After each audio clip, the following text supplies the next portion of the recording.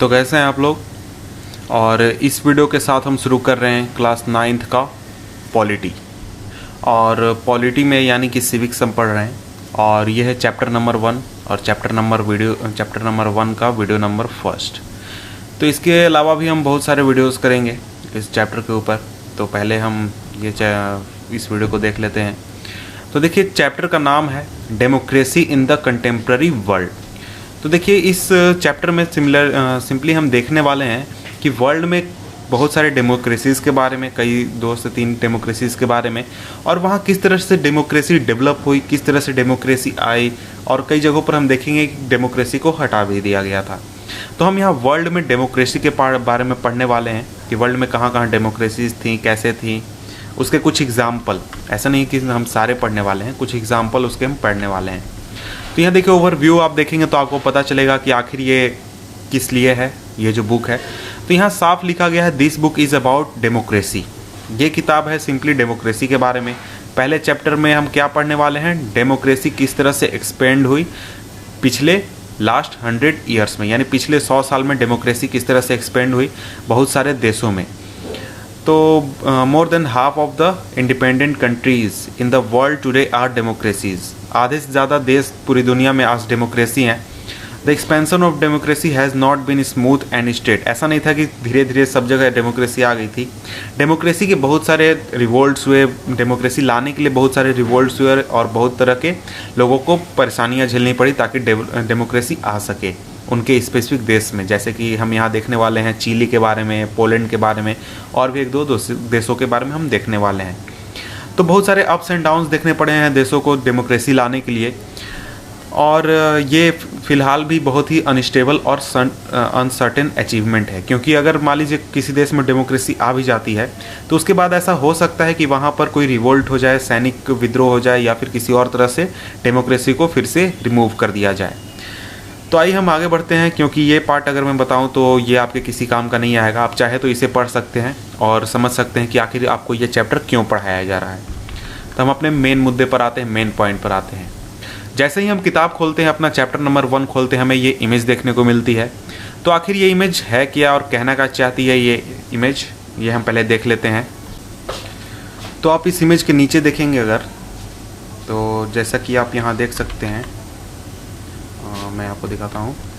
यहाँ देखिए, इस इमेज के नीचे आप देखिए तो यहाँ आपको देखने को मिलेगा कि आखिर ये इमेज किस बारे में है।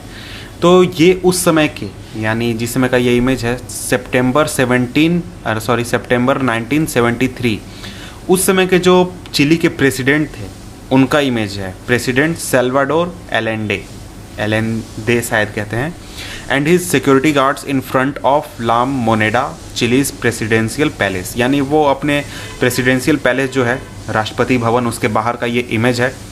तो आप यहाँ आवर्स बिफोर हिज डेथ, यानी उनके मरने के कुछ घंटे पहले। तो आप यहाँ आपसे पूछा जा रहा है कि आप अंदाज़ा लगा सकते हैं कि आखिर हुआ क्या था, और लोगों के चेहरे जो हैं इस इमेज में इस तरह से उतरे हुए क्यों हैं, या फिर ऐसा एक्सप्रेशन क्यों है।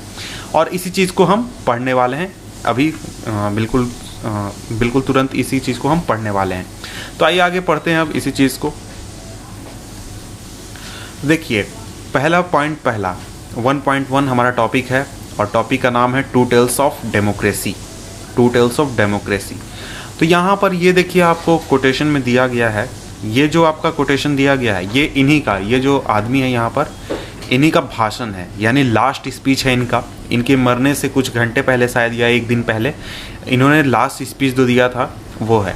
तो इसमें ये कहते हैं कि workers of my homeland, I have faith in Chile and its future. Chileans will overcome this dark and bitter moment when treason become dominant, and you must never forget that sooner rather than later the grand avenue will be opened where free men will march on to build a better society. Long live Chile, long live the people, long live the workers. तो ये लोगों को संबोधित कर रहे हैं, workers को संबोधित कर रहे हैं, और ये जो थे लास्ट वर्ड्स थे उनके मरने से कुछ घंटे पहले। और उन्होंने कहा कि I have certainty that my sacrifice will not be in when.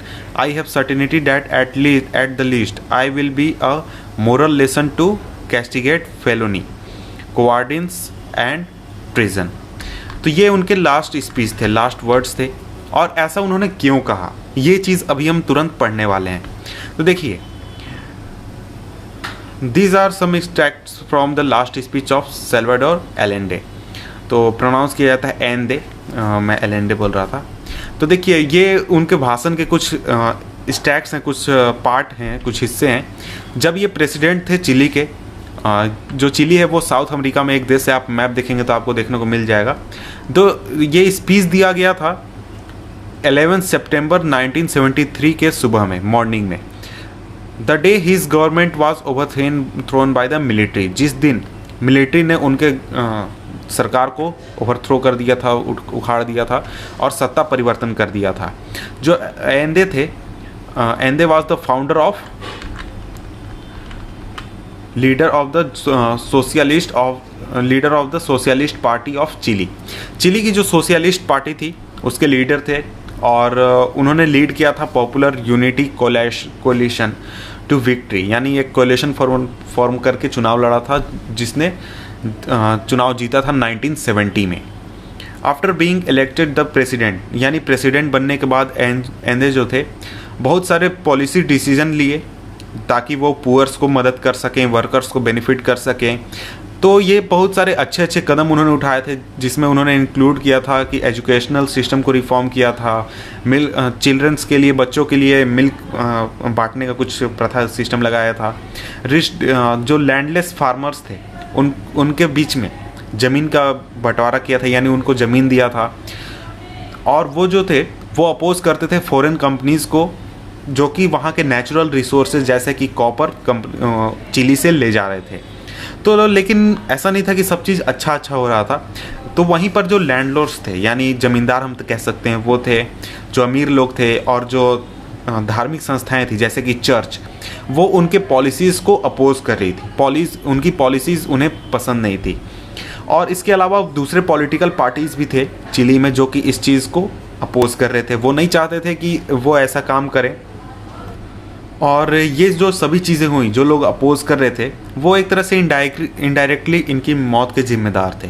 वो कैसे, आगे हम देखने वाले हैं। अब हम देखते हैं मिलिट्री कूप ऑफ 1973, यानी 1973 में जो चिली में विद्रोह हुआ, सैनिक विद्रोह, वो क्यों हुआ, कैसे हुआ, इस चीज़ को हम देखने वाले हैं। 11 सितंबर 1973 इस दिन की सुबह को जो मिलिट्री जो थी उसने सी पोर्ट को अपने कब्जे में ले लिया, और जो डिफेंस मिनिस्टर थे वो जब अपने ऑफिस पहुंचे तो उसी समय उन्हें अरेस्ट कर लिया गया। द मिलिट्री, आगे बढ़ते हैं हम। जो मिलिट्री कमांडर्स थे उन्होंने प्रेसिडेंट को कहा कि वो रिज़ाइन कर दें, लेकिन जो एंडे थे उन्होंने रिफ्यूज़ कर दिया रिज़ाइन करने से या फिर देश को छोड़ने से। तो लेकिन वो समझ गए थे कि जो अभी सिचुएशन है वो बहुत ही ज़्यादा ख़राब है। उन्होंने रियलाइज़ कर दिया कि अभी कितना बड़ा डेंजर है देश के ऊपर और उनकी लाइफ के ऊपर। इसलिए उन्होंने सुबह में लोगों को एड्रेस किया, रेडियो पर भाषण दिया, शायद रेडियो पर ही भाषण दिया था, रेडियो पर भाषण दिया, और जिसका कि एक हिस्सा आपने अभी थोड़ा देर पहले पढ़ा था। तो उसके बाद जो मिलिट्री जो थी, जिसने प्रेसिडेंट के हाउस को सराउंड करके रखा हुआ था, घेर कर रखा हुआ था, उसने बम्बार्डिंग शुरू कर दिया, यानी बम गिराने शुरू कर दिए प्रेसिडेंट के हाउस पर। और प्रेसिडेंट एंडे जो थे वो उसी मिलिट्री अटैक में मारे गए। तो यही वो सेक्रीफाइस थी जिसके बारे में वो बात कर रहे थे अपने लास्ट स्पीच में। एक गवर्नमेंट जो कि इलेक्ट हुई थी लोगों के द्वारा, उसे ओवरथ्रो कर दिया गया था मिलिट्री के द्वारा, कॉन्स्पिरेसी और वायलेंस की मदद से। तो देखिए,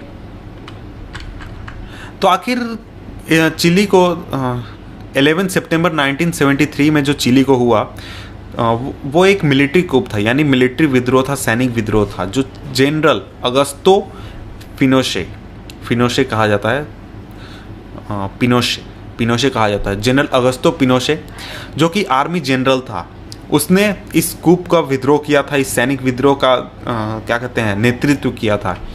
तो यहाँ पर बात यह है कि ऐसा नहीं कि उसका मन में तुरंत आया और उसने विद्रोह कर दिया, ऐसा नहीं था। बहुत सारे जो लोग नाराज़ थे सरकार से, जैसे कि जो रिच लोग थे, जो धार्मिक संस्थाएं थी जैसे चर्च भी इस विद्रोह में मदद कर रही थी, और जो जमींदार लोग थे वो भी मदद कर रहे थे। और इसके साथ साथ एक्सटर्नल फोर्सेस भी थी जो इन चीज़ों को मदद कर रही थी। जैसे जो यूनाइटेड स्टेट्स की जो गवर्नमेंट थी वो इस सरकार से खुश नहीं थी। उसका रीज़न आप शायद समझ रहे होंगे कि देखिए इयूनाइटेड स्टेट जो है वो एक तरह का क्या कह सकते हैं, प्रो बिजनेस गवर्नमेंट है जो कि अपने देश के कंपनियों को बढ़ावा देना चाहती है। लेकिन जो एंदे थे वो विदेशी कंपनियों के खिलाफ थे, और इस वजह से अमेरिका सरकार उनसे काफ़ी ज़्यादा नाराज़ थी। और ऐसा कहा जाता है कि जो यूनाइटेड स्टेट्स अमेरिका का जो सरकार था उस समय का, उसने मिलिट्री जनरल का मदद किया था ताकि एंदे के रूल को ख़त्म किया जा सके, और उनको यहाँ तक कि फ़ंड भी दिया था, यानी पैसे भी पहुँचाए थे, हथियार भी पहुँचाए थे, ताकि विद्रोह को सही तरीके से अंजाम दिया जा सके। जो फिनोशे था जनरल, वो प्रेसिडेंट बन गया, क्या कहते हैं, चिली का प्रेसिडेंट बन गया, और उसने करीब 17 सालों तक चिली को आगे रूल किया। और जो गवर्नमेंट इलेक्ट की गई थी लोगों द्वारा, अब पावर पूरी तरह से शिफ्ट हो गई थी मिलिट्री जनरल्स के हाथों में, मिलिट्री ऑफिसर्स के हाथों में। नीचे करता हूँ, मिलिट्री ऑफिसर्स के हाथों में पूरी ताकत पहुंच गई थी, और लोगों को अब कोई अधिकार नहीं था कि वो कुछ कह सकते थे या फिर कुछ कर सकते थे। जो मिलिट्री ऑफिसर्स थे वो जो चाहते थे वो करते थे, जिस तरीके से चाहते थे वो करते थे, उनको कोई क्वेश्चन करने वाला नहीं था, उनको कोई कुछ करने वाला नहीं था। तो एक तरीके का मिलिट्री डिक्टेटरशिप इस्टेब्लिश हो गया था चिली में। जो फिनोशे की जो गवर्नमेंट थी, यानी फिनोशे की जो सरकार थी, वो लोगों को काफ़ी ज़्यादा टॉर्चर करने लगी, उन्हें मारने लगी, और बहुत सारे लोगों को मार भी दिया गया जो कि एंदे को सपोर्ट करते थे या फिर जो डेमोक्रेसी की मांग कर रहे थे। तो इनमें से कुछ जो लोग इंक्लूडेड हैं जो कि फेमस हैं, वो उस समय के जनरल अल्बर्टो बैशे ऑफ, जो चिलियन एयरफोर्स के लीडर थे यानी जनरल थे, और उनके अलावा दूसरे भी ऑफिसर जो थे जिन्होंने जनरल का मदद करने से इनकार कर दिए थे, यानी जो हमारा अगस्टो फिनोसे जनरल था, आर्मी का जनरल, उसका मदद करने से जिन ऑफिसर्स ने इनकार किया उनको भी अरेस्ट कर लिया गया या फिर मार दिया गया। तो इसके साथ ही जो अल्बर्टो बैशे जो था, जो एयरफोर्स का जनरल था, उसको मार दिया गया, और उसके जो वाइफ थी, उसकी वाइफ और उसकी बेटी को प्रिजन में डाल दिया गया, जेल में डाल दिया गया, और काफ़ी ज़्यादा टॉर्चर किया गया। और इसके अलावा करीब 3000 लोग मिलिट्री द्वारा मार दिए गए, और बहुत सारे लोगों को मिसिंग घोषित कर दिया गया, यानी लापता घोषित कर दिया, और आज तक कोई नहीं जानता है कि उन लोगों के साथ क्या हुआ और वो लोग कहाँ हैं। तो अब हम आगे बढ़ते हैं। तो यहाँ आप इमेज देख सकते हैं, ये इमेज में जो आप ये लेडी देख रहे हैं, ये लेडी उस एयरफोर्स जनरल की बेटी है जिसको कि कैप्चर कर लिया गया था, यानी मिशेल बैशे, उसी एयरफोर्स की जनरल जिसका हत्या कर दिया गया था, और उनकी वाइफ और बेटी को कैप्चर कर लिया गया था। तो उनकी बेटी 2006 में जाकर प्रेसिडेंट बनी चिली की, जब वहाँ पर दोबारा इलेक्शंस हुए। तो हम देखेंगे कि किस तरह से वहाँ पर डेमोक्रेसी रिस्टोर हुई और किस तरह से फिर से चुनाव होने लगे। तब हम देखते हैं कि आखिर रिस्टोरेशन ऑफ डेमोक्रेसी कैसे हुआ चिली में। जो फिनोशे की जो मिलिट्री डिक्टेटरशिप थी वो ख़त्म हुआ जब उसने डिसाइड किया 1988 में रेफरेंडम कराने के लिए। उसे पूरी तरह से कॉन्फिडेंस था कि जब ये रेफरेंडम होगा तो लोग जो होंगे वो उसके सरकार से काफ़ी ज़्यादा खुश होंगे, और वो बोलेंगे कि ठीक है आप और भी आगे रूल कर सकते हैं जितने दिन आप चाहते हैं। तो लेकिन जो लोग थे चिली के, वो भूले नहीं थे अपने डेमोक्रेटिक ट्रेडिशंस को, यानी किस तरह से वो सरकार चुनते थे, किस तरह से अपने आवाज़ उठाते थे, इन चीज़ों को वो भूले नहीं थे। तो इसीलिए उनका जो वोट था वो नहीं की ओर गया कि वो फिनोशे की सरकार को नहीं चाहते हैं। तो ये जो था, ये आगे चलकर फिनोशे को अपना हाथ धोना पड़ा सत्ता से, अपने मिलिट्री पावर से और अपने पॉलिटिकल पावर से। तो यहाँ पर आप ध्यान दे सकते हैं कि जो एंदे जो थे जिनकी हत्या कर दी गई थी 1973 में, उन्होंने जो एक्सप्रेस किया था अपने भावनाओं को कि देखिए जो ट्रीजन है यानी विद्रोह, क्वार्डेंस और फेलोनी, इन सभी को पनिश किया जाएगा अंतिम में। वो फाइनली ऐसा कुछ हो गया था कि फिर से डेमोक्रेसी रिस्टोर होने के चांसेस हो गए थे, मिलिट्री डिक्टेटरशिप खत्म होने की स्थिति आ गई थी। और पॉलिटिकल फ्रीडम वाज रिस्टोर्ड, उसी समय में पॉलिटिकल फ्रीडम रिस्टोर हो गया। और उसके बाद आज तक चिली में करीब 4 प्रेसिडेंशियल इलेक्शन हो चुके हैं, जिसमें कि different parties, political parties participate कर चुकी हैं और जीत चुकी हैं। Slowly the army's role in the country government has been eliminated, और धीरे धीरे जो आर्मी का रोल था कंट्री की सरकार में, चिली के सरकार में, उसको कम कर दिया गया, ख़त्म कर दिया गया। The elected government that came to power ordered inquiries into Pinochet's rule, तो जो सरकार बनी इलेक्शन होने के बाद, उसने ऑर्डर किया कि फिनोशे के सरकार के दौरान जितनी भी चीज़ें हुई हैं उन सभी चीज़ों को इंक्वायर किया जाए, उन सभी चीज़ों का तहकीकात किया जाए कि आखिर हुआ क्या था, क्या क्या चीज़ें, ख़राब चीज़ें हुई, क्या क्या अच्छी चीज़ें हुई, इन सभी चीज़ों का पता लगाया जा सके। तो जांच में ये पता चला कि फिनोशे की जो सरकार थी वो केवल ब्रूटल नहीं थी, वो बहुत ही ज़्यादा करप्ट भी थी। उसमें बहुत सारे घोटाले भी हुए थे, बहुत सारे पैसों की चोरी भी हुई थी। तो हाँ, यहाँ पर मैंने आपको जो बताया था वही यहाँ पर लिखा हुआ है कि लिटिल रेफरेंस आपने देखा था कि जनरल भैशेस daughter who was imprisoned and tortured along with her mother, तो वही लड़की आगे चलकर, जो मिशेल बैसे मैंने आपको तस्वीर दिखाई थी, वही आगे चलकर 2006 में चिली की प्रेसिडेंट बनी। तो वो एक मेडिकल डॉक्टर थी और मॉडरेट सोशलिस्ट थी, सोशलिस्ट आइडियोलॉजी को फॉलो करती थी। Michelle became the first woman to be a defence minister in Latin America, पूरे लैटिन अमेरिका में वो पहली महिला थी जो कि डिफेंस मिनिस्टर बनी थी। तो in the presidential election she defeated, जो प्रेसिडेंशियल इलेक्शन हुए थे उसमें जो लेडी थी उसने डिफीट किया चिली के सबसे अमीर आदमी को, वन ऑफ द अमीर, ऐसा नहीं कि सबसे अमीर।